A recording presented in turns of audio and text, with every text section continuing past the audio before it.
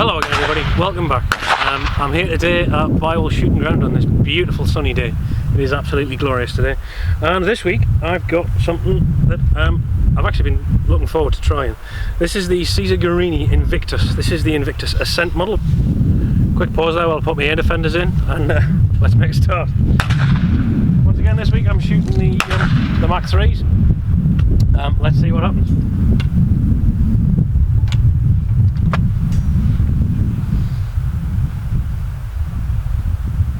Oh!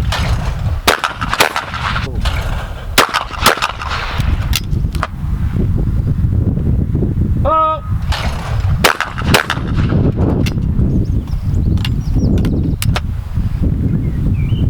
Oh!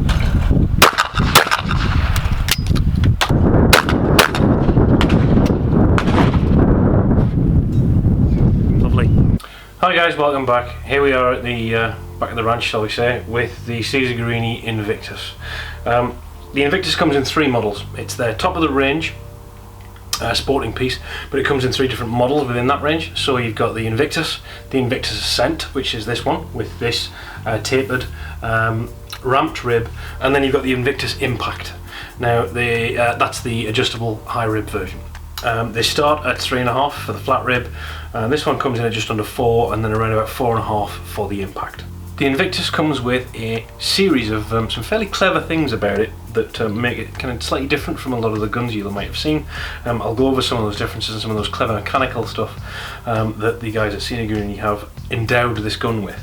As well as that, let's go over the basic kind of what you get in the box and what the gun sort of looks like and how it handles and all that kind of stuff. So we'll start at the back as I do normally. We have a rather nicely oiled and really nicely figured stock with an adjustable comb. The trigger on this thing deserves a special mention because it's really good for a gun at this price point, if you don't mind me saying. Very crisp, very light, a real pleasure to shoot this thing. It is adjustable.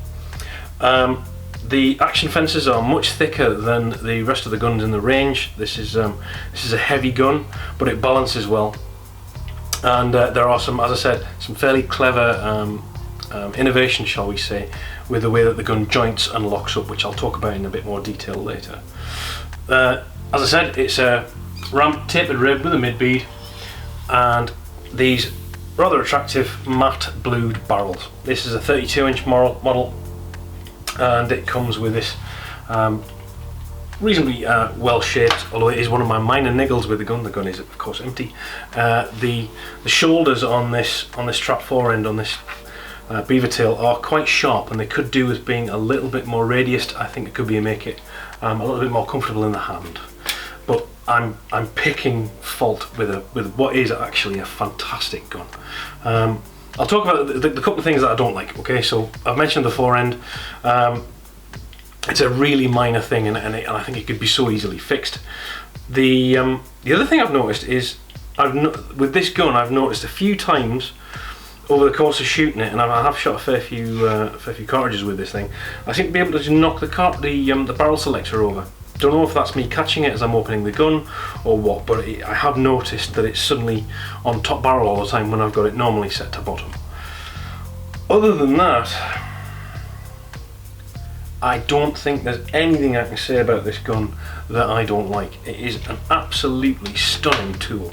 It is at £4 grand, not a cheap tool, but the dimensions, the weight, the balance, the way it moves, the trigger, the chokes are absolutely fantastic. The patterns that this thing throws are really nice. The way it mounts, it is a really nice tool. I'm talking blazer nice, and I only recently got rid of my blazer, one of my favourite guns in it. This is really nice to shoot. Let's talk about what's in the box. Okay, so you get a rather nice, attractive red ABS case, which rather sets it apart from most other manufacturers. It's definitely a Caesar when you pull it out of the car. In there you get a stock wrench. You get a wrench for adjusting the comb. You get a full set of 8 chokes, ranging from full all the way down to cylinder, with from 0, 5, 10, 15, 20, 30, 35, 40 thou of constriction, the full range of 8, They pattern really nicely. I've got some really consistent brakes with this gun. Very impressed with the chokes. You get a set of socks. You get a choke tool, which, okay, I forgot that choke wrench is a bit crap. I don't like it. I prefer a standard spinner choke wrench where you can actually wind the choke all the way in and all the way out with the wrench. The wrench that you get with this is only good for tightening that last quarter of a turn, if that. But again, I'm really picking the tiniest of faults here. So now I'm going to talk about some of the fine detail on this gun and the rather innovative way that it joints. Looking at it, the engraving on it is hand finished and it is signed by the engraver. The detailing on it is very pretty. It's very well executed.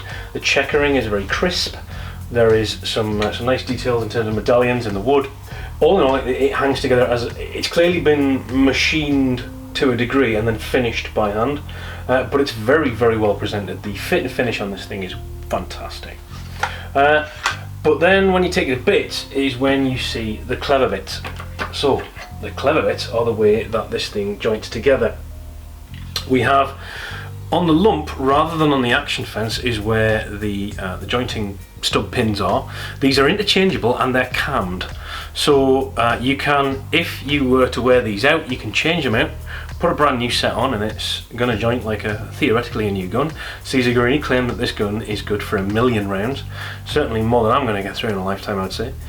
And the way that this gun cams and the way that the bite on the bottom of the lump attaches to this curious gold block that sits at the bottom of the action are how this gun locks up, along with obviously the bite that protrudes from the bottom of the breech face.